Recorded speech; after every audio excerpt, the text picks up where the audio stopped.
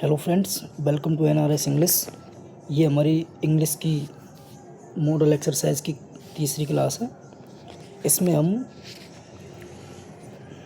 Model की exercise करेंगे।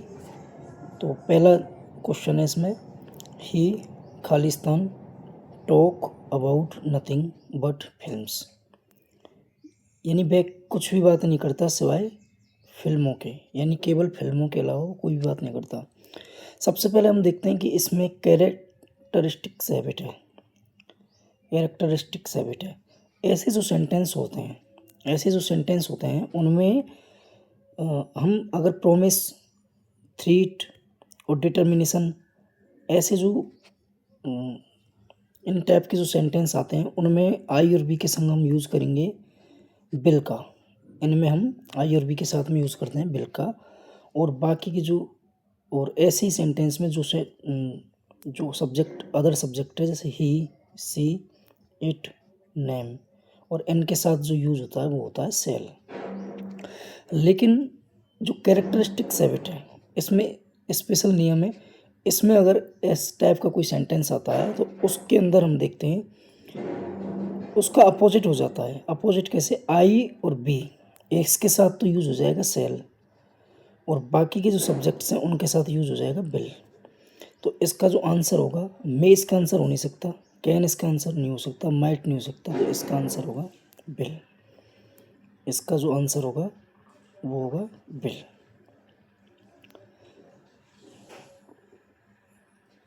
प्रश्न number 2, you carry out my instructions immediately, यानी तुम्हें जो तुरंत मेरे जो निर्देश हैं उनको पालना करो, या तुम्हें मेरे निर्देशों की तुरंत पालना करनी चाहिए। इसमें क्या कमांड है, आदेश दे रहा है वो।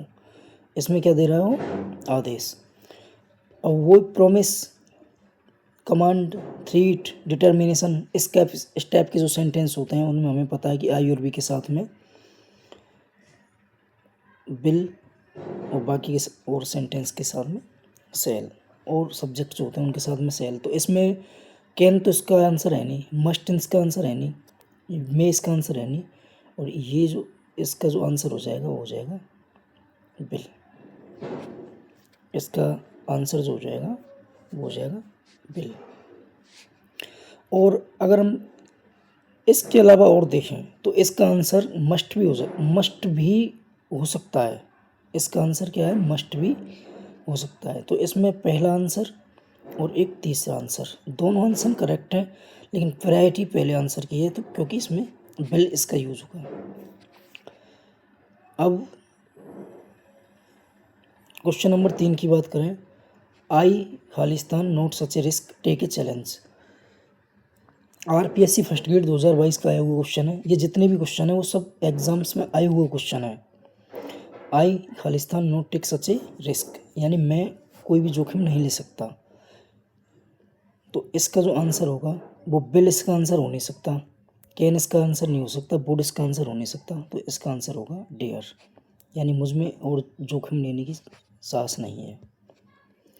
Question number 4, the tiger Khalistan B anywhere near the village habitation. तो हम जानते हैं कि विलेज के आसपास जो टाइगर है वो एक पॉसिबिलिटी ही बता रहा है वो, कि कोई किसी गांव के पास अगर कोई टाइगर है तो ऐसी बात तो है नहीं कि वो स्ट्रॉन्ग पॉसिबिलिटी है, क्योंकि टाइगर हमेशा फॉरेस्ट में रहते हैं।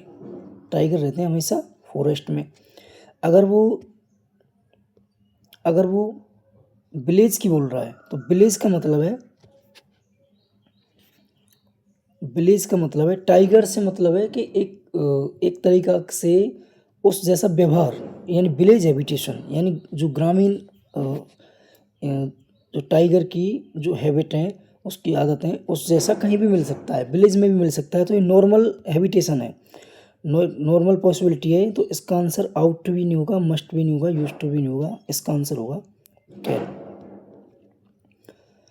प्रश्न नंबर 5 है, देयर वाज ए टाइम, यानी वह समय था, when I swim for hours, जब मैं घंटों स्विम कर सकता था, यानी तैर सकता था। तो इसमें पास्ट एबिलिटी की बात हो रही है।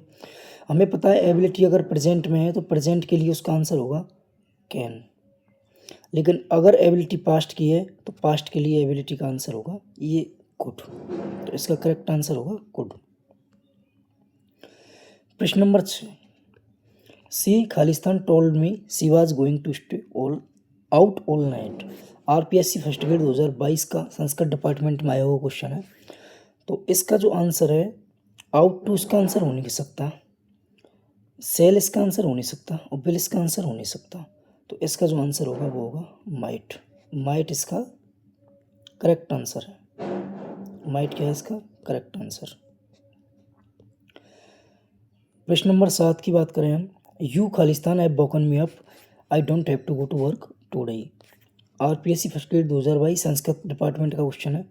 इसमें हम बात करें, इसका जो आंसर है वो कुड नॉट इसका आंसर नहीं होगा, मे नॉट नहीं होगा, डेड नॉट नहीं होगा, नीड नॉट। यानी ये कह रहा है कि I don't have to go to work today, यानी आज मुझे कार्य पर जाने की कोई ज़रूरत नहीं है। You need not have woken me up, तुम मुझे सुबह जल्दी, और इसलिए मुझे सुबह जल्दी या तुम्हें मुझे सुबह जल्दी जगाने की आवश्यकता नहीं है। तो इसका जो करेक्ट आंसर होगा वो होगा need not. Speak carefully lest for falter, तो फेटर, तो इसका स्पीक केयरफुली लेस्ट हमें पता है, अगर लेस्ट सेंटेंस में यूज हो तो उसका हमेशा आंसर मोस्टली शुड उसका आंसर होता है, शुड उसका आंसर होता है।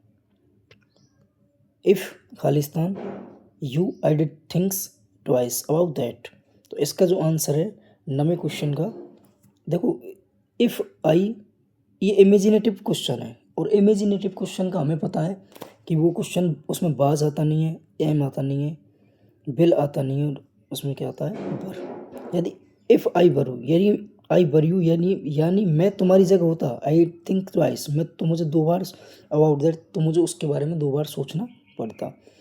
तो इसका जो करेक्ट आंसर होगा वो होगा बर।